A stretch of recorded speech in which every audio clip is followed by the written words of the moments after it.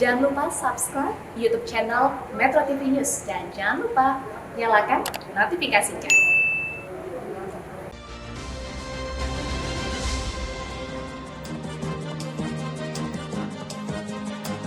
Bisa kembali lagi bersama kami di Kontroversi Metro TV. Saya ke Mas Tobas. Mas Tobas, dari dua kasus ini yang sama-sama berada di Jawa Timur, apakah kemudian Anda melihat ada kejanggalan, ada keistimewaan kemudian yang diberikan kepada para tersangka ini? Kalau saya melihatnya yang paling penting dari setiap kasus kekerasan seksual yang terjadi adalah persoalan perspektif aparat penegak hukum dalam hal menangani kasus kekerasan seksual. Oke.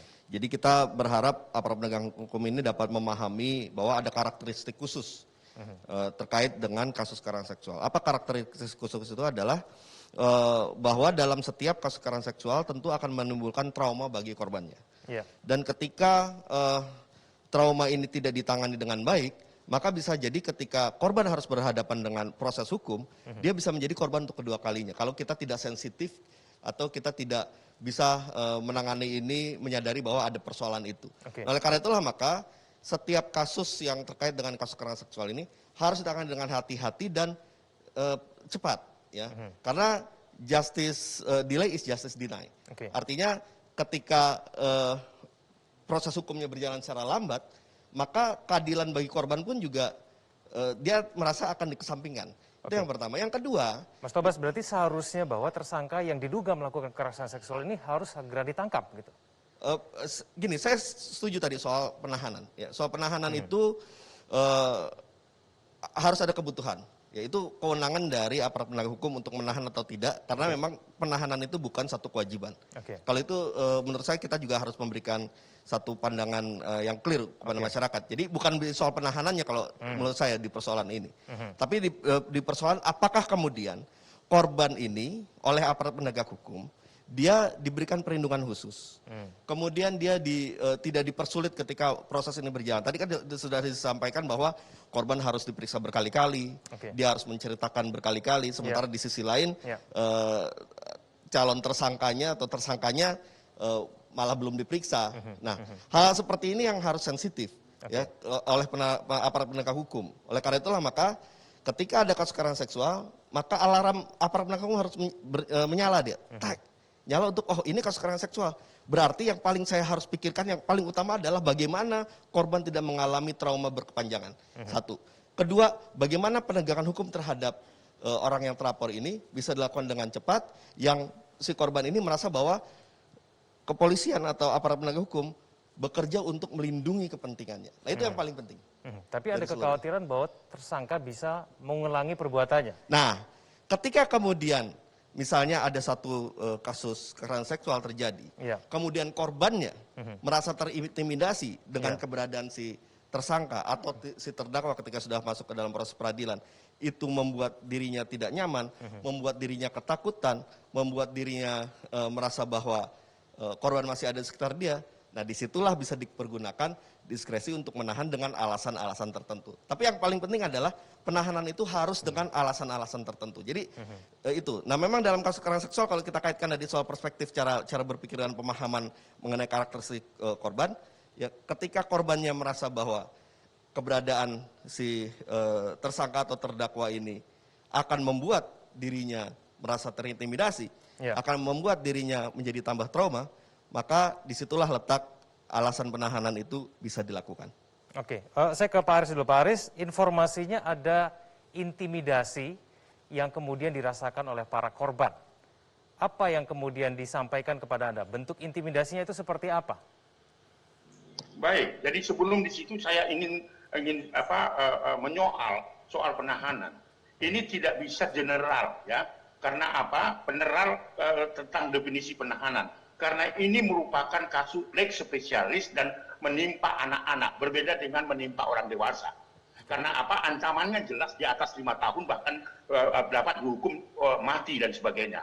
Saya akan meluruskan itu, bahwa penahanan itu wajib dilakukan ketika dia sudah didakwa dengan melanggar Undang-Undang 17 tahun 2016 yang mengatur tentang penegakan hukum bagi anak-anak. Jadi saya mau mengatakan betapa pengalaman empirik kita di tempat yang lain ketika itu sudah disangkakan dengan pasal 17 tahun 2016, itu ancamannya 5 tahun, langsung itu ditahan untuk sebuah proses. Karena apa? Dilakukan karena kasus kejahatan seksual merupakan kasus yang lex spesialis dan luar biasa atau dikenal dengan extraordinary crime. Jadi saya luruskan itu. Pengalaman empirik saya, hanya saya punya pengalaman pahit dalam mendampingi saksi korban, saksi pelapor atas kasus kejahatan yang dilakukan oleh saudara Julianto. Saksi bukti-bukti seperti saya tadi menindaklanjuti mengapa akhirnya Kejati Jawa Timur bersama dengan Kejari Batu itu menerima ya informasi dan bukti-bukti bahwa ada intimidasi selama proses tidak ditahannya terdakwa saudara Julianto. Karena fakta menunjukkan ada 2 saksi kakak adik yang justru itu dipengaruhi akhirnya dengan pendekatan yang dilakukan kepada orang tuanya, akhirnya menolak menjadi saksi walaupun sudah diminta oleh jaksa penuntut umum. Itu kan kekhawatiran itu kan ada sejak Pak Aris, awal. tapi yang melakukan Jadi intimidasi itu siapa? Sorry dulu, maaf dulu. Intimidasi itulah yang diserahkan kepada Kejati Jawa Timur supaya menjadi dasar segera mungkin sesuai dengan Undang-Undang 17 tahun 2016 memberikan perlindungan bagi saksi pelapor, dan itu juga dijamin oleh lembaga negara yang memberikan perlindungan seperti LPSK.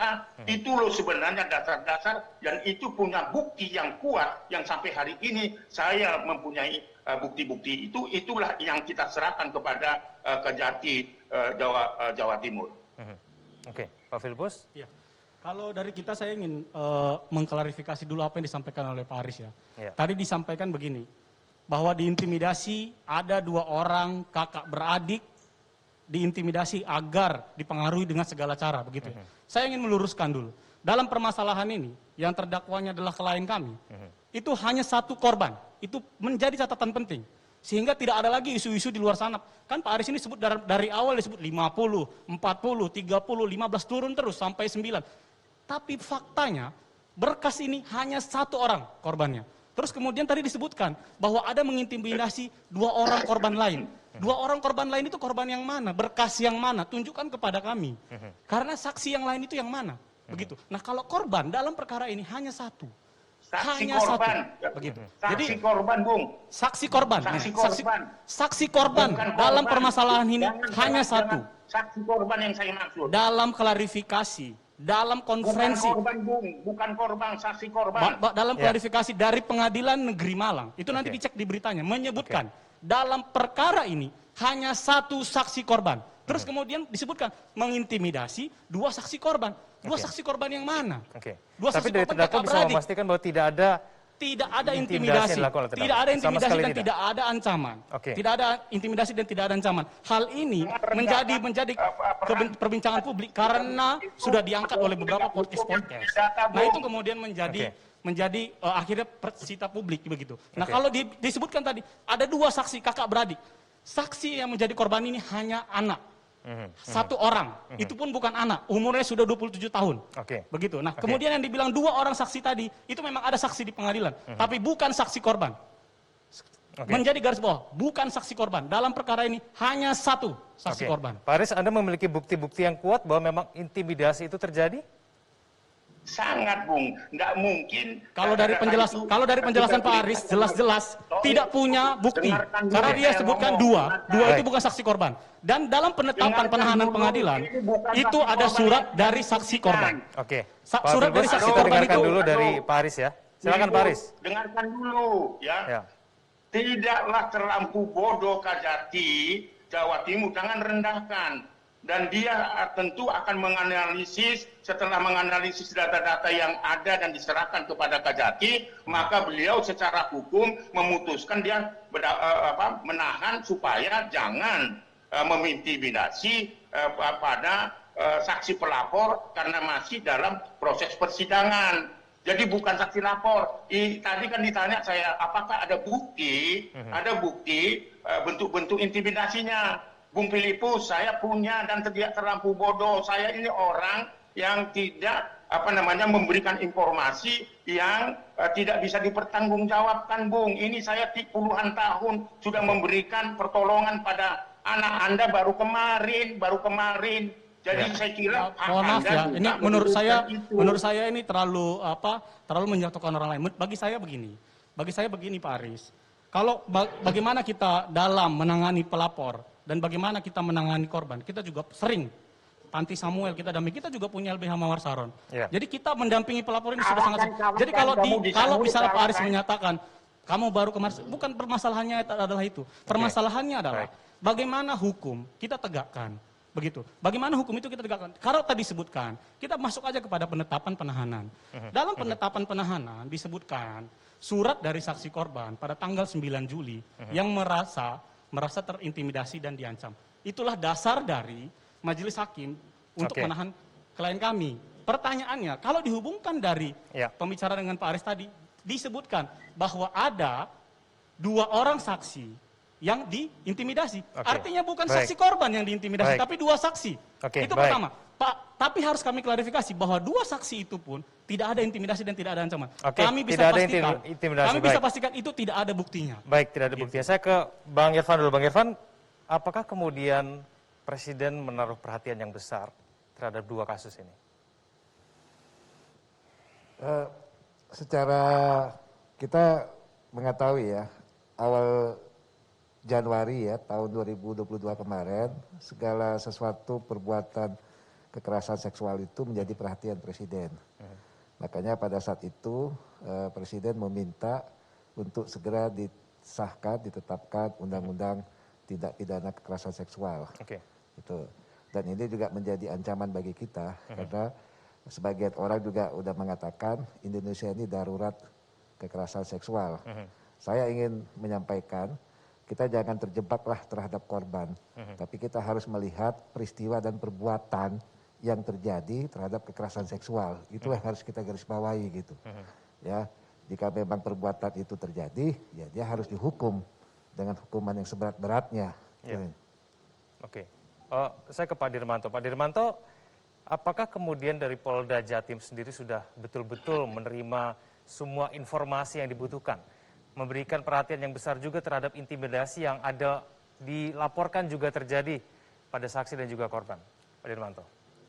Terima kasih Mas. Jadi komitmen kami Mas bahwa di dalam menegakkan hukum ini tentunya yang kami sampaikan tadi bahwa kita selalu mengedepankan faktor kehati-hatian. Kemudian terhadap tersangka maupun korban juga kita memenuhi hak-haknya. Khususnya untuk korban-korban ini kita juga terus berkomunikasi ya kan, kepada baik itu seperti ke Mas Aris Sirait, kemudian kepada lembaga perlindungan saksi maupun korban. Kita terus berkomunikasi ya, sehingga para saksi-saksi atau saksi korban ini betul-betul bisa kita berikan rasa aman, rasa nyaman, sehingga tidak ada intimidasi dari siapapun yang akan menghalang-halangi proses penegakan hukum ini. Saya rasa Polda Jatim sudah berkomitmen untuk itu. Pak Kapolda, Irjen Pol Niko Afinta juga sudah menyampaikan hal itu kepada kami, dan kita sudah berkoordinasi secara maksimal untuk melakukan upaya-upaya memberikan rasa aman terhadap para saksi korban maupun korban. Demikian Mas. Baik. Upaya-upaya apa kemudian yang perlu dilakukan supaya kemudian anekdot hukum tajam ke bawah, tumpul ke atas itu tidak terjadi? Kita akan bahas itu saja. Pemirsa jangan kemana-mana, kontroversi akan kembali.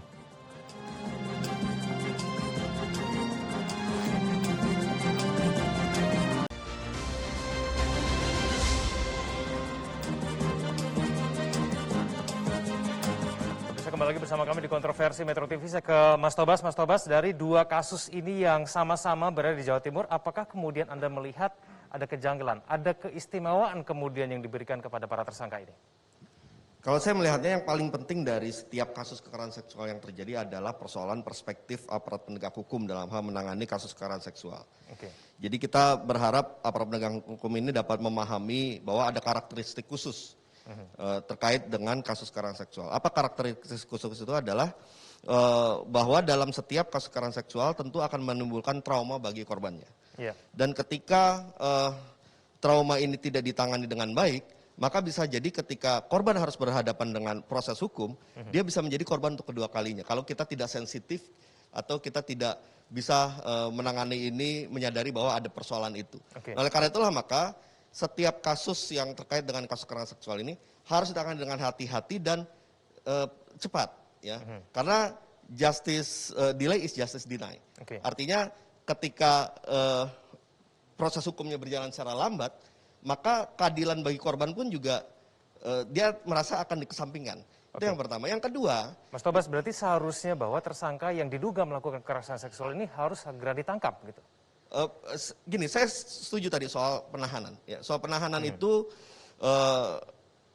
harus ada kebutuhan. Yaitu kewenangan dari aparat penegak hukum untuk menahan atau tidak, karena memang penahanan itu bukan satu kewajiban. Kalau itu menurut saya kita juga harus memberikan satu pandangan, menurut saya kita juga harus memberikan yang clear kepada masyarakat. Jadi bukan soal penahanannya kalau menurut saya di persoalan ini. Tapi di persoalan apakah kemudian korban ini oleh aparat penegak hukum dia diberikan perlindungan khusus.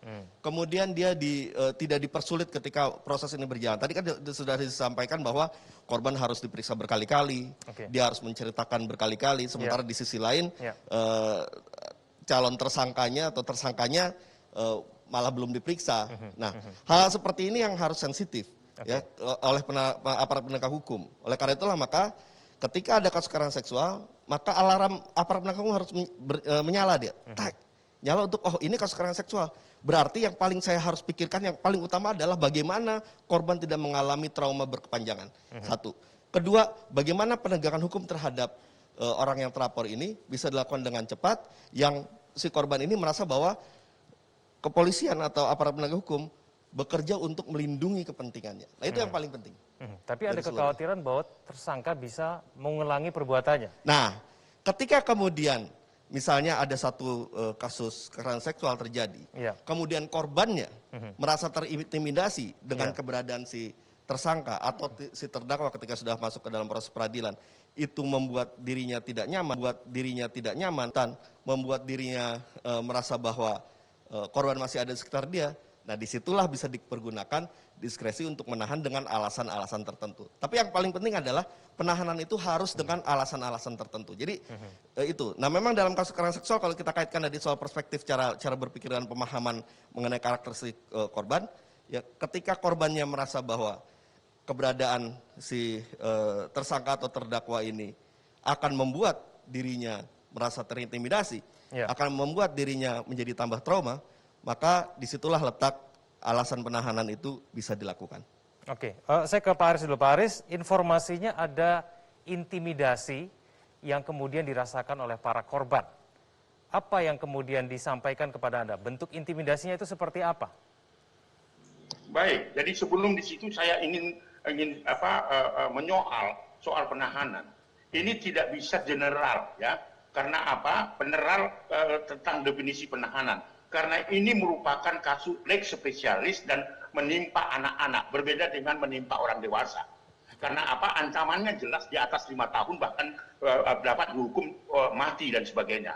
Saya akan meluruskan itu, bahwa penahanan itu wajib dilakukan ketika dia sudah didakwa dengan melanggar Undang-Undang 17 tahun 2016 yang mengatur tentang penegakan hukum bagi anak-anak. Jadi saya mau mengatakan betapa pengalaman empirik kita di tempat yang lain, ketika itu sudah disangkakan dengan pasal 17 tahun 2016, itu ancamannya 5 tahun, langsung itu ditahan untuk sebuah proses.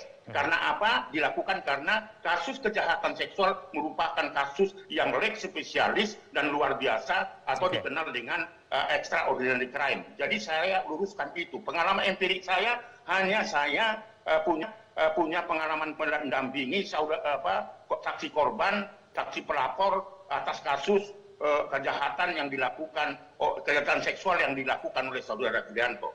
Saksi bukti-bukti seperti saya tadi menindaklanjuti mengapa akhirnya Kejati Jawa Timur bersama dengan Kejari Batu itu menerima ya informasi dan bukti-bukti bahwa ada intimidasi selama proses tidak ditahannya terdakwa saudara Julianto. Karena fakta menunjukkan ada 2 saksi kakak adik yang justru itu dipengaruhi akhirnya dengan pendekatan-pendekatan yang dilakukan kepada orang tuanya, akhirnya menolak menjadi saksi, walaupun sudah diminta oleh jaksa penuntut umum. Itu kan kekhawatiran itu kan ada sejak Pak Aris, awal. tapi yang melakukan Jadi intimidasi itu siapa? Sorry dulu, maaf dulu. Intimidasi itulah yang diserahkan kepada Kajati Jawa Timur supaya menjadi dasar segera mungkin sesuai dengan Undang-Undang 17 tahun 2016 memberikan perlindungan bagi saksi pelapor, dan itu juga dijamin oleh lembaga negara yang memberikan perlindungan seperti LPSK. Itu loh sebenarnya dasar-dasar, dan itu punya bukti yang kuat yang sampai hari ini saya mempunyai bukti-bukti itu. Itulah yang kita serahkan kepada Kejati Jawa Timur. Oke, Pak Filipus. Ya. Kalau dari kita saya ingin mengklarifikasi dulu apa yang disampaikan oleh Pak Aris ya. Tadi disampaikan begini, bahwa diintimidasi ada 2 orang kakak beradik diintimidasi agar dipengaruhi dengan segala cara begitu ya. Saya ingin meluruskan dulu. Dalam permasalahan ini yang terdakwanya adalah klien kami. Itu hanya 1 korban. Itu menjadi catatan penting. Sehingga tidak ada lagi isu-isu di luar sana. Kan Pak Aris ini sebut dari awal disebut 50, 40, 30, 15 turun terus sampai 9. Tapi faktanya berkas ini hanya 1 orang korbannya. Terus kemudian tadi disebutkan bahwa ada mengintimidasi 2 orang korban lain. 2 orang korban lain itu korban yang mana? Berkas yang mana? Tunjukkan kepada kami. Karena saksi yang lain itu yang mana? Begitu. Nah kalau korban dalam perkara ini hanya 1. Saksi hanya korban. 1. Begitu. Saksi korban, Bung. Saksi korban. Saksi korban Bukan dalam korban. permasalahan ini hanya 1. Saksi korban yang saya maksud. Dalam klarifikasi, dalam konferensi. Bukan korban, Bung. Bukan korban, saksi korban. Dalam klarifikasi dari Pengadilan Negeri Malang, itu nanti dicek di beritanya, menyebutkan dalam perkara ini hanya 1 saksi korban. Terus kemudian disebutkan mengintimidasi 2 saksi korban. 2 saksi korban yang mana? Tapi dari terdakwa bisa memastikan bahwa tidak ada intimidasi, tidak ada intimidasi dan tidak ada ancaman. Tidak ada intimidasi dan tidak ada ancaman. Hal ini menjadi perbincangan publik karena sudah diangkat oleh beberapa podcast. Nah itu kemudian menjadi akhirnya persita publik begitu. Nah kalau disebutkan tadi ada 2 saksi kakak beradik. Saksi yang menjadi korban ini hanya anak. 1 orang, itu pun bukan anak, umurnya sudah 27 tahun. Begitu. Nah, kemudian yang dibilang 2 orang saksi tadi, itu memang ada saksi di pengadilan, tapi bukan saksi korban. Menjadi garis bawah, bukan saksi korban. Dalam perkara ini hanya 1 saksi korban. Pak Aris, Anda memiliki bukti-bukti yang kuat bahwa memang intimidasi itu terjadi? Sangat, Bung. Nggak mungkin. Kalau dari penjelasan Pak Aris jelas-jelas tidak punya bukti. Karena dia sebutkan 2 itu bukan saksi korban. Dan dalam penetapan penahanan pengadilan itu ada surat dari saksi korban. Surat dari saksi kita korban dengarkan itu dulu dari Pak Aris ya. Silakan Pak Aris. Dengarkan dulu ya. Tidaklah terlampau bodoh Kajati Jawa Timur, jangan rendahkan. Dan dia tentu akan menganalisis, setelah menganalisis data-data yang ada dan diserahkan kepada Kajati, maka beliau secara hukum memutuskan dia menahan supaya jangan mengintimidasi pada saksi pelapor karena masih dalam proses persidangan. Jadi bukan saksi lapor. Tadi kan ditanya saya, apakah ada bukti bentuk-bentuk intimidasinya. Bung Filipus, saya punya dan tidak terlampau bodoh. Saya ini orang yang tidak memberikan informasi yang tidak bisa dipertanggungjawabkan, Bung. Ini saya puluhan tahun sudah memberikan pertolongan pada anak Anda baru kemarin.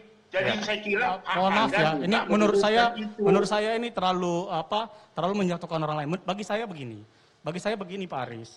Kalau bagaimana kita dalam menangani pelapor dan bagaimana kita menangani korban, kita juga sering Panti Samuel kita juga punya LBH Mawar Saron. Jadi kita mendampingi pelapor ini sudah sangat. Jadi kalau misalnya Pak Aris menyatakan kamu baru kemarin, bukan permasalahannya adalah itu. Permasalahannya adalah bagaimana hukum kita tegakkan. Begitu. Bagaimana hukum itu kita tegakkan? Kalau tadi disebutkan, kita masuk aja kepada penetapan penahanan. Dalam penetapan penahanan disebutkan surat dari saksi korban pada tanggal 9 Juli yang merasa terintimidasi dan diancam. Itulah dasar dari majelis hakim untuk menahan klien kami. Pertanyaannya, kalau dihubungkan dari pembicaraan dengan Pak Aris tadi, disebutkan bahwa ada 2 orang saksi yang diintimidasi. Oke. Artinya bukan Baik. saksi korban yang diintimidasi, Baik. tapi dua saksi. Oke, Itu baik. pertama. Pak, tapi harus kami klarifikasi bahwa dua saksi itu pun tidak ada intimidasi dan tidak ada ancaman. Oke, Kami bisa tidak ada pastikan, intimidasi, kami bisa baik. pastikan itu tidak ada buktinya. Baik, tidak ada buktinya. Saya ke Bang Irfan dulu. Bang Irfan, apakah kemudian Presiden menaruh perhatian yang besar terhadap dua kasus ini?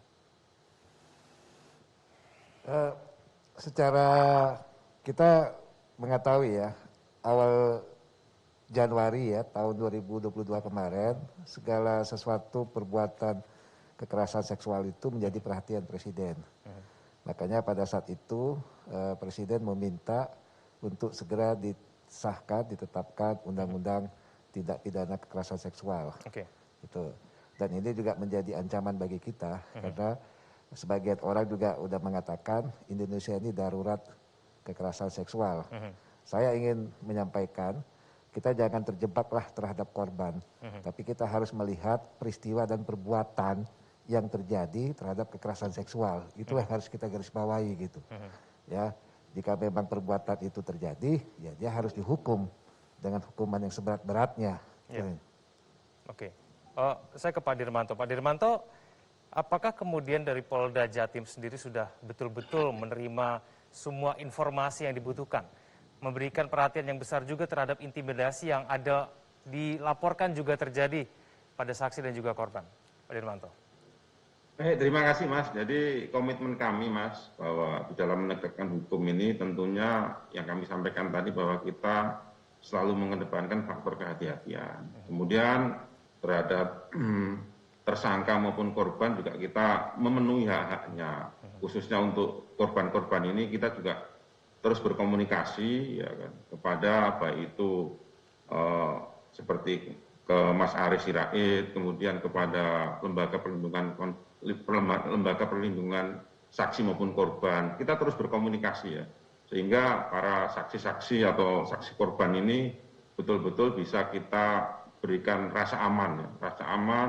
Rasa nyaman, sehingga tidak ada intimidasi dari siapapun yang akan menghalang-halangi proses penegakan hukum ini. Saya rasa Polda Jatim sudah berkomitmen untuk itu. Pak Kapolda, Irjen Pol Niko Afinta juga sudah menyampaikan hal itu kepada kami, dan kita sudah berkoordinasi secara maksimal untuk melakukan upaya-upaya memberikan rasa aman terhadap para saksi korban maupun korban. Demikian Mas. Oke, baik. Upaya-upaya apa kemudian yang perlu dilakukan supaya kemudian anekdot hukum tajam ke bawah, tumpul ke atas itu tidak terjadi? Kita akan bahas itu saja. Pemirsa jangan kemana-mana, kontroversi akan kembali.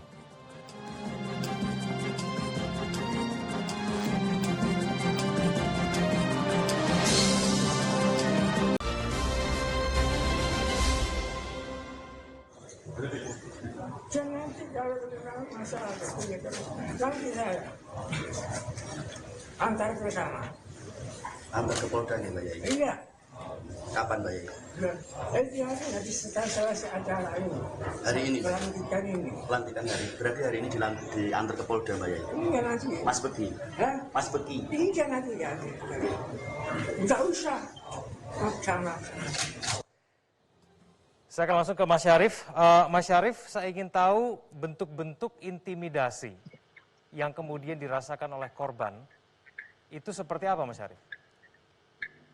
Ya, bentuk intimidasi yang dirasakan oleh korban yang kita dampingi dalam beberapa tahun terakhir, yaitu yang pertama adalah dari beberapa orang pendukung dari korban mendatangi, pendukung dari tersangka, secara lap, pendukung dari tersangka mendatangi rumah korban, mengajak komunikasi, menjanjikan beberapa hal, dan itu terus berlaku baik dalam hal agar mencabut laporannya dan lain-lainnya, sehingga kita perlu mengamankan korban bekerjasama dengan lembaga pemerintah.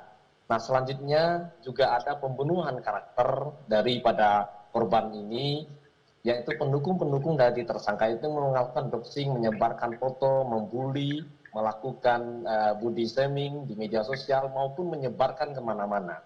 Bahkan pada 2017 ada korban yang berdamai, ya, didampingin oleh rekan saya yaitu Mbak Ana saat itu yang melaporkan ke Polres Jombang. Setelah itu tidak ada lagi. Nah, setelah kita cek, saya dan Mbak Ana dan tim kita dari Aliansi, oh ternyata mereka sudah dijanjikan, korban ini dijanjikan puluhan juta rupiah dari orang terdekat Mas dari Syarif, tersangka. ketika kemudian diintimidasi, apakah kemudian intimidasi ini dilaporkan dan apakah setelah dilaporkan mendapatkan perlindungan?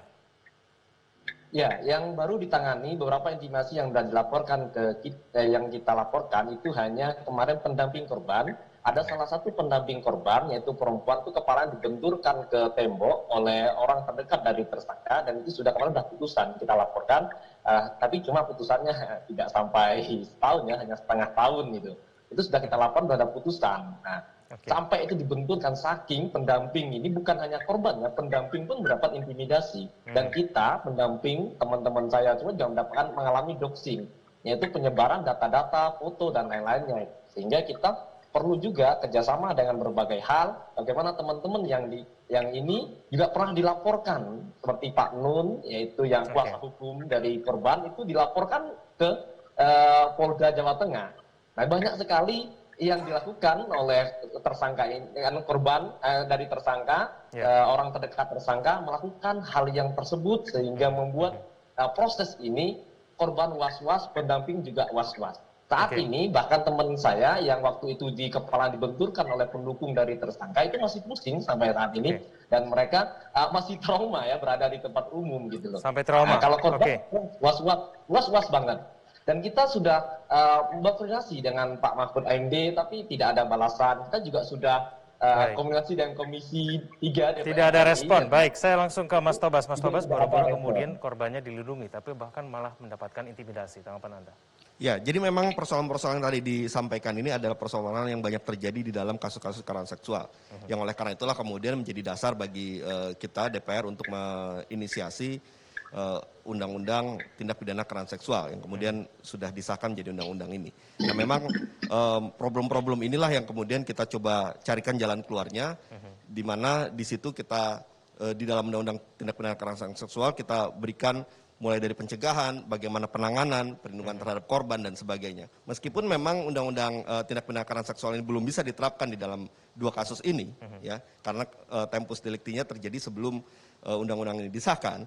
Namun setidaknya aparat penegak hukum bisa menjadikan undang-undang TPKS ini sebagai pedoman untuk bekerja secara profesional, khususnya dalam hal memberikan jaminan perlindungan terhadap korban, kemudian dalam hal awareness terkait dengan kejadian-kejadian yang mungkin saja terjadi lanjutan dari kekerasan seksual ini, yaitu intimidasi, penekanan terhadap korban, ya bagaimana kemudian korban merasa tidak terlindungi. Nah, ini yang harus dimiliki oleh aparat penegak hukum, setidaknya bisa menjadikan undang-undang TPKS sebagai pedoman agar hal-hal yang kita tadi coba jawab solusinya melalui undang-undang TPKS ini, meskipun tidak bisa diterapkan sebagai satu undang-undang yang masuk dalam kasus ini, setidaknya dia bisa menjadi rujukan. Nah, kita harapkan untuk dua kasus ini, setidaknya Polda Jatim bisa mempelajari undang-undang TPKS untuk membangun pemahaman dan pengetahuan mereka tentang bagaimana cara kita untuk menjawab persoalan-persoalan yang tadi dikeluhkan ini. Oke, saya ke Pak Dirmanto, Polda Jatim. Pak Dirmanto, bagaimana kemudian kepolisian bisa betul-betul menjamin bahwa kemudian tidak ada intimidasi yang kemudian dirasakan oleh para saksi maupun korban ketika mau turut untuk mengungkap kasus ini, Pak Dirmanto? Ya, baik Mas. Kita sudah berupaya ya Mas untuk meminimalisir ya terjadinya adanya upaya-upaya yang akan dilakukan oleh pihak-pihak tertentu yang akan menghalang-halangi ya adanya proses penegakan hukum terhadap kasus-kasus khususnya kasus kekerasan terhadap seksual ini Mas. Seperti yang kita lakukan kemarin Mas, pada saat kita mau menangkap, itu kan ada yang menghalang-halangi. Pada hari Minggu kemudian kita bisa menangkap waktu di dalam pondok itu, atas nama Dede, itu kan yang menghalang-halangi proses penyidikan tindak pidana kekerasan seksual ini Mas. Tentunya di dalam undang-undang kekerasan seksual, di pasal 19 itu sudah jelas, barang siapa menghalang-halangi di situ, proses penyidikan terhadap kekerasan terhadap tindak pidana kejahatan seksual ini, akan diancam dengan hukuman pidana yang maksimal 5 tahun.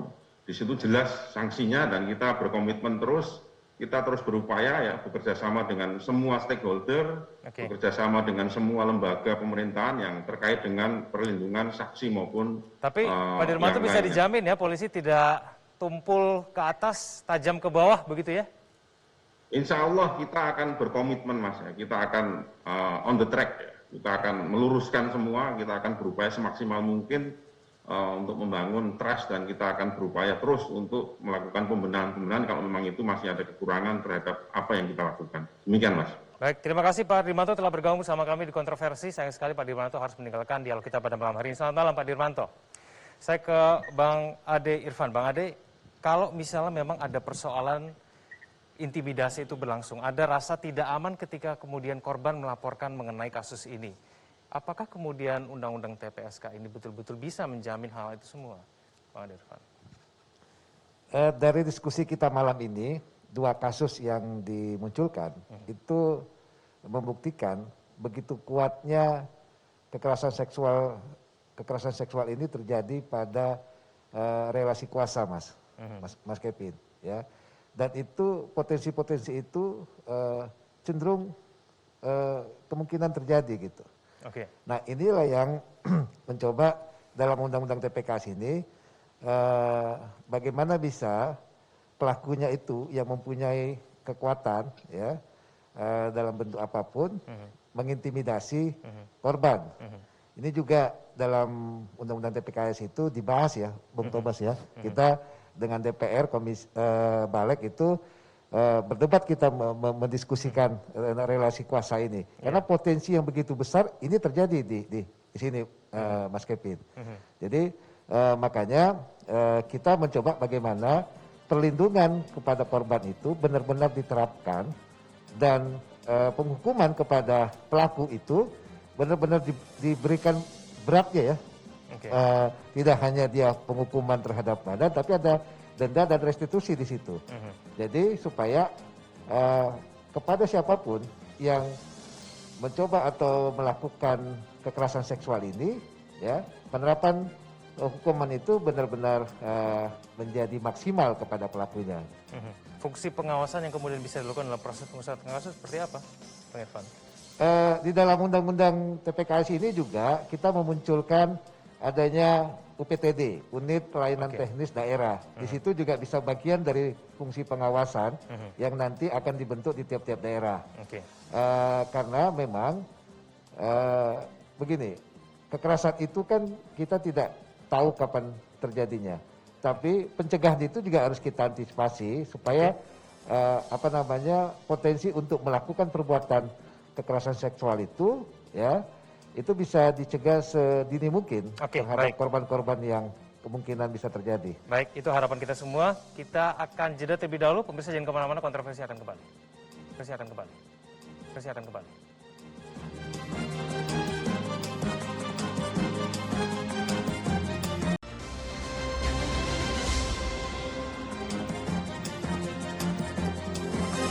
Bersama kami di Kontroversi, saya langsung ke Mas Syarif. Mas Syarif, apa kemudian menurut Anda yang harus segera dilakukan supaya kemudian hukum ini tidak terasa tajam ke bawah, tumpul ke atas? Mas Syarif.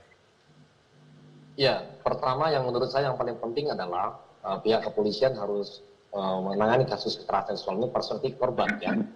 Jadi bagaimana memastikan bahwa korban itu adalah memang memiliki ada kemungkinan besar menjadi korban kedua kali. Pertama karena dia korban kekerasan seksual, kedua dia akan menjadi korban dari orang anggapan masyarakat bahwa dia memang nakal atau dia akan mengalami tekanan mental yang luar biasa. Itu yang perlu kita ini. Jadi kasus ini adalah spesial yang sangat luar biasa. Ini bisa terjadi memendam sampai dewasa dan sampai bisa mati, dia akan terkenang terus dan traumanya akan panjang. Yang kedua, kalau khusus untuk pesantren ini, bahwa kita untuk menekankan sekali bahwa bagaimana Kementerian Agama ini punya aturan, ya, peraturan Kementerian Agama itu harus ada yang jelas ini.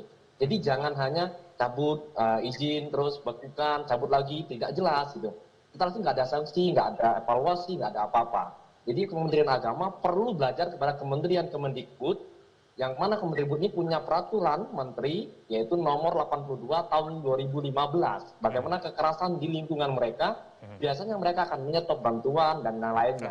Nah, Kementerian Agama ketika kasus terjadi, pesantren Jombang itu sudah berkali-kali dan dua pesantren ini berbeda gitu penanganannya. Ya, saya ke Pak Aris, dari Anda seperti apa yang perlu dilakukan ke depannya? Ya, saya kira mengingat kasus kejahatan seksual terhadap anak merupakan tindak pidana luar biasa atau extraordinary crime yang diatur di dalam Konvensi PBB tentang hak anak maupun Undang-Undang nomor 17 tahun 2016 tentang penerapan Perpu nomor 1 tahun 2016 tentang perubahan kedua atas Undang-Undang 23 tahun 2002 tentang perlindungan anak yang memberikan ancaman pidana di atas 5 tahun dan bahkan hukuman mati dan juga bisa ditambahkan dengan hukuman tambahan berupa kebiri dan melalui suntik kimia. Maka ketika ada kasus kejahatan seksual terhadap anak ini, maka penegakan hukumnya mulai dari polisi harus cepat dan tepat dan berkeadilan dan menempatkan kasus ini adalah lex specialis supaya tidak terjadi diskriminasi. Harus sama ya.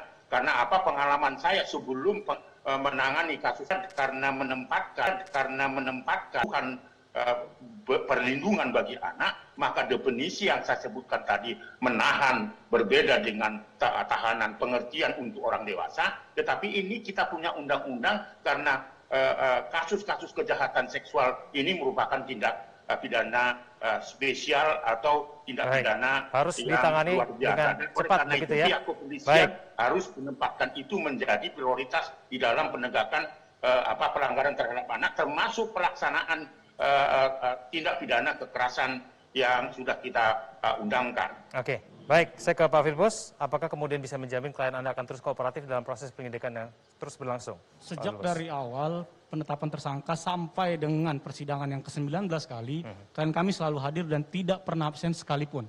Dan selalu hadir. Dan ini sudah dilakukan penahanan terhadap klien kami yang kami masih mempertanyakan alasan-alasan penahanan tersebut. Karena alasan-alasan penahanan sudah jelas tadi disebutkan masalah subjektif. Terus kemudian mengenai intimidasi dan ancaman, tentunya itu dibuktikan. Tolong itu dibuktikan.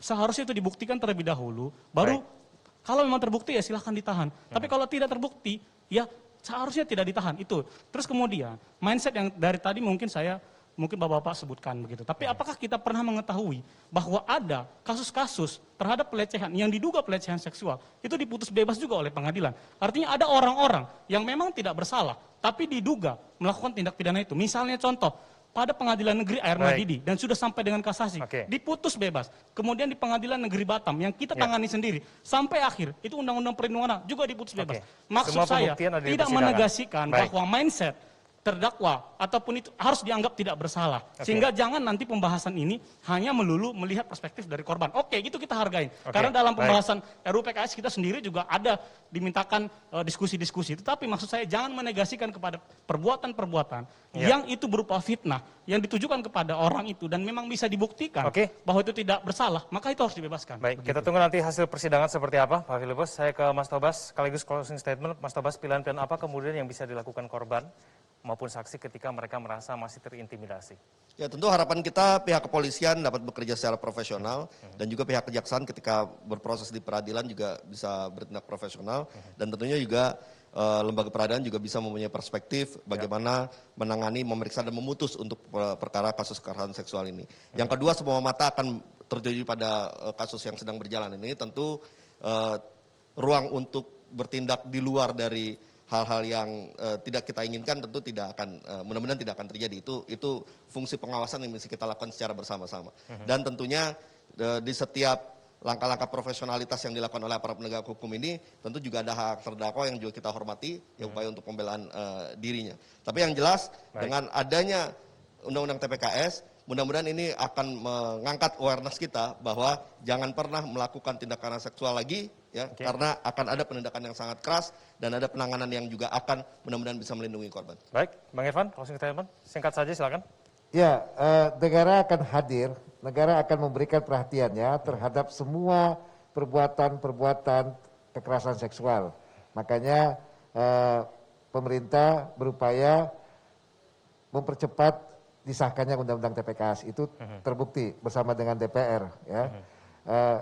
Hari ini kami lagi membahas turunan hukumnya, regulasinya, Perpres maupun peraturan pemerintah. Kita doakan bersama agar turunan regulasi ini ya Perpres dan PP ini bisa berjalan cepat dan itu menjadi payung hukum dan menjadi alat untuk APH untuk menjadi acuannya. Oke, baik. Tadi saya sedikit ya saya coba mau sampaikan ya. Kami juga mengingatkan atau memberikan harapan kepada kepolisian ya, jangan ragu-ragu untuk menindak peristiwa atau perbuatan kekerasan seksual yang terjadi setelah undang-undang ini disahkan. Ya, kita harus lawan terus kekerasan seksual. Baik, itu harapan kita bersama. Saya ucapkan terima kasih kepada seluruh narasumber yang telah hadir bersama kami di kontroversi pada malam hari ini. Pemirsa, hukum sudah seharusnya adil dan setara bagi setiap warga negara. Kalau tajam ke bawah, maka harus tajam juga ke atas. Tidak boleh ada yang mendapatkan keistimewaan dengan dalih kooperatif atau alasan lainnya. Saya Kevin Egan bersama dengan seluruh kru yang bertugas pamit undur diri. Terima kasih atas perhatian Anda. Sampai jumpa.